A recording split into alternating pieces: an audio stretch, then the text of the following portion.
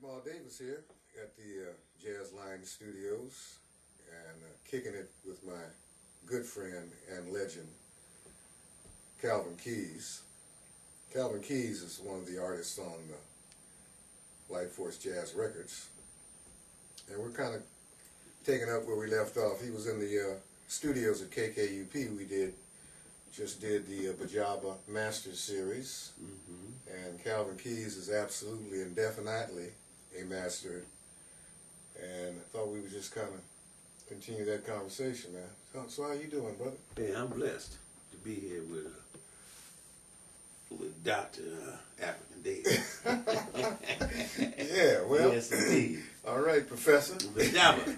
All right. BJR. Yes. So we was discussing the last time we were together.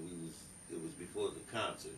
Yeah. With the Black Jazz Reunion Band at Yoshi's, which turned out to be a bomb. Ooh, it was amazing, man. It was beautiful. And I guess a lot of people, have forgotten about that period in the music, in the history of this country, and what this music involved in terms of us as African Americans, too. Because, Yes. Larry Gales had a coffee house in Los Angeles after he moved to L.A. He left Monk, moved from New York to L.A. And all the musicians used to congregate over there at night, especially at night after all the gigs. Mm-hmm. And, kind of the Mentons of the West Coast? Exactly. Yeah. And,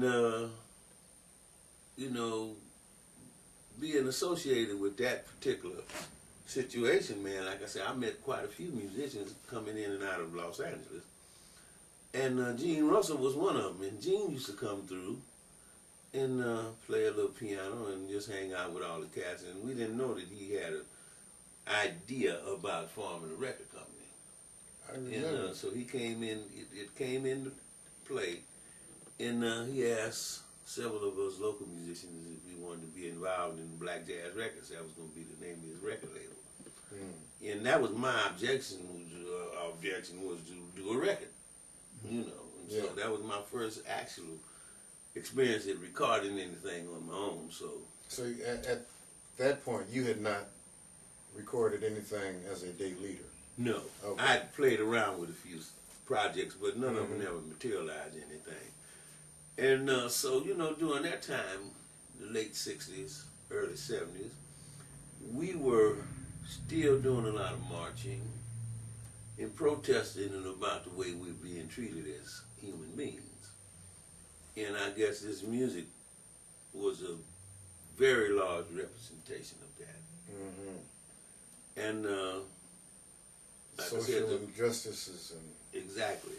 Yeah. And the first record I did on Black Jazz was entitled Shanique, which Shanique was my niece.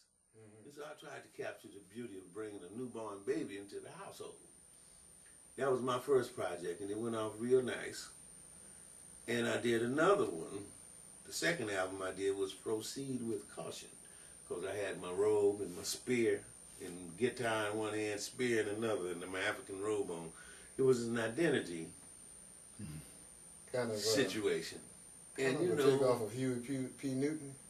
Well, that was part of it, because the Black Panthers was a part of it. When I moved up here from Southern California, I did a lot of work for the Black Panthers out at the Son of Man's Temple in East Oakland.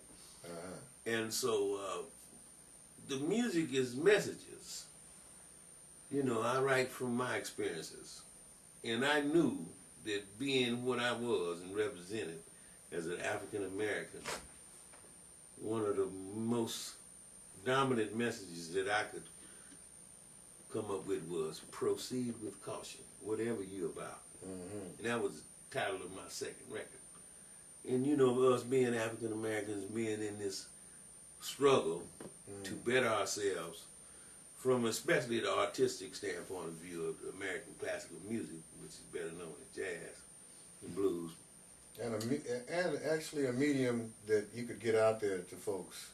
Exactly. With less scrutiny. Really, and be honest about what we were doing. And proud. Yeah. And so that's how Black Jazz Records came about. Doug and Gene Carn, we worked together in many different situations in Los Angeles.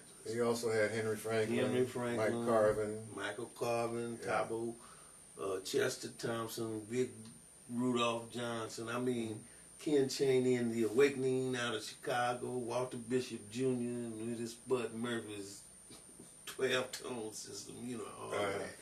So it was a very exciting and a very educational part of history in this country. And the cat who put it together, Gene Russell. Gene Russell. Yes, he was a piano player. And he recorded the very first album, right? On the label. I don't know if he, yes, he did. Because I think I was one of the first artists that he